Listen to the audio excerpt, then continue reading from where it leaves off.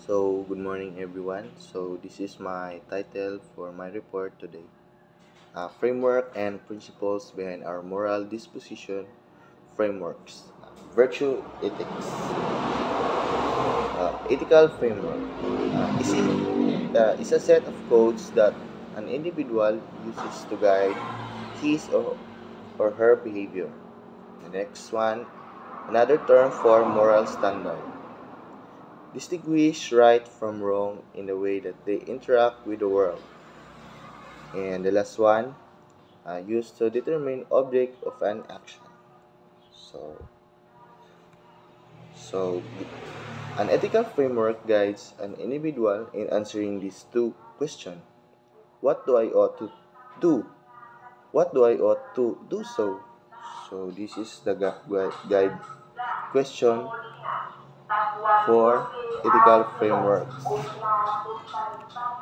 So the various dominant mental frames may be classified as follows: virtue of character, ethics of Aristotle, natural law or commandment, ethics of Saint Thomas and others.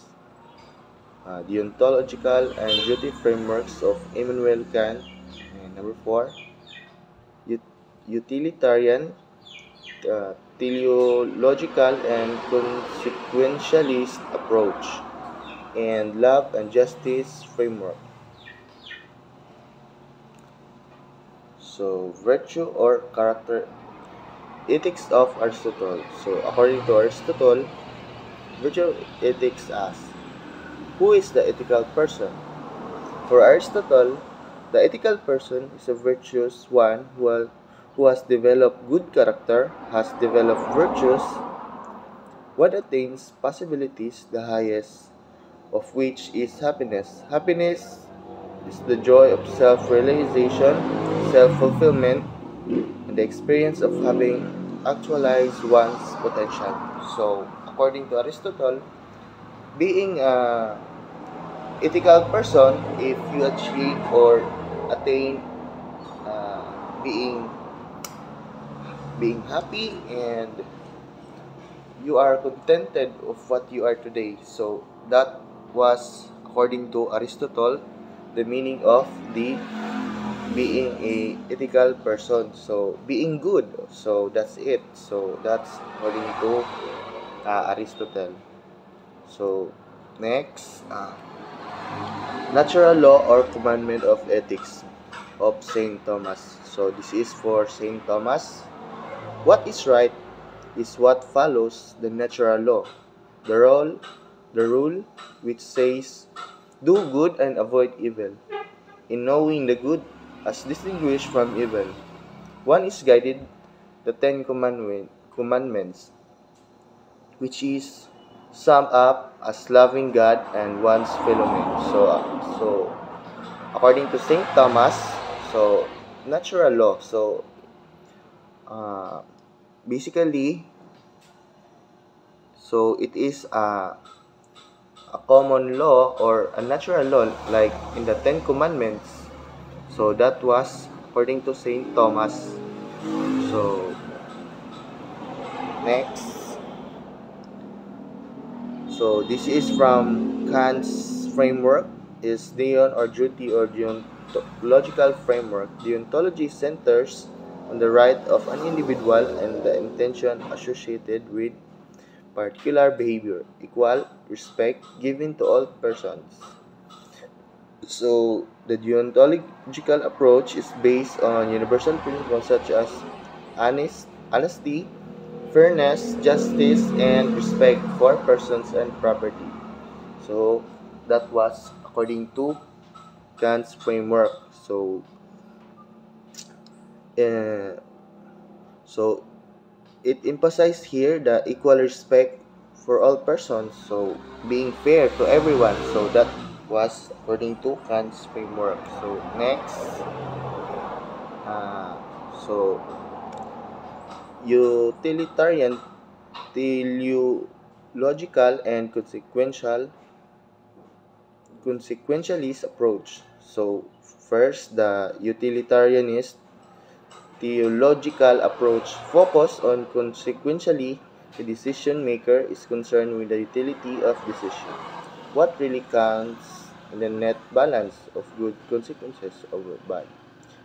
The rightness of an action depends on the said net balance of good consequence. So that was the meaning of utilitarianist theological approach.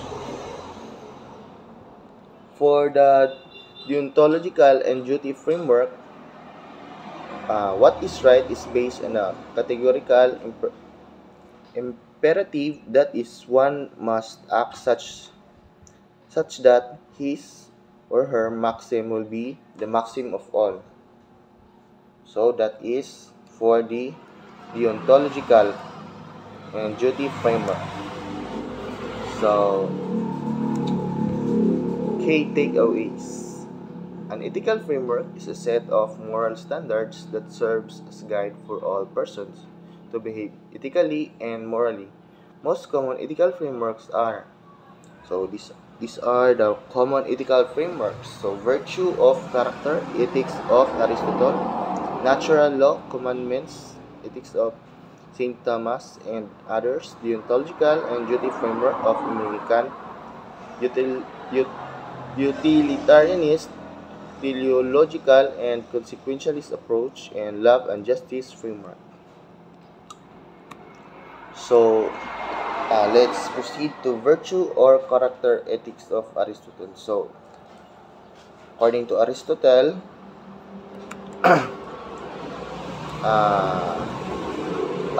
living a virtuous life involves cultivating moral virtues such as courage, temperance, and justice.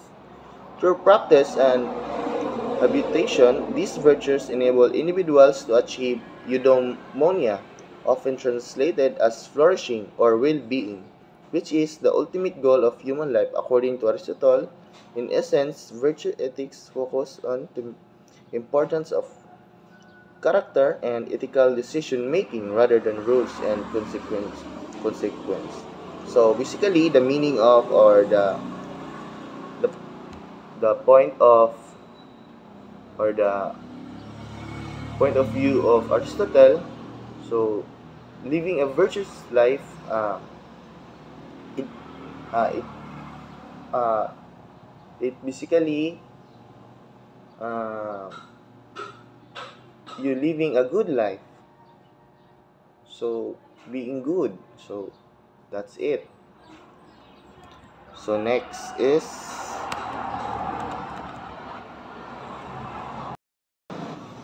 okay, for the next one, number 2, an act is ethical if one gives the other what he or she is due. So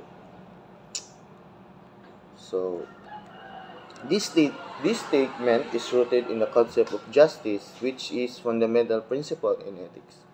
It suggests that ethical behavior involves giving each individual what they are owed or deserve, according to the principle of fairness, equality, and right. For example, in a business context, paying employees a fair wage for their work would be considered ethical because it gives them what they are due for their labor. Similarly, treating others with respect and dignity acknowledge their inherent worth, and it's considered ethical behavior because of it recognizes what they are due as human beings. Essentially, the idea is that ethical action involves recognizing and fulfilling the moral claims of others. So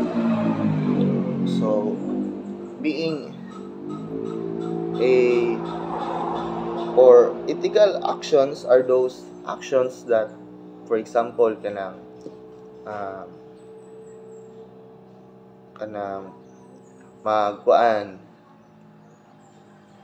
kanang imuhang tabangan imong mama sa mga trabaho nun sa balay. So of course, so for you it is an ethical action because you are helping of sa mga trabaho. So that's it. So that's concrete meaning of being or an ethical action. So thank you. So that that's all for my that's all for my topic. So thank you.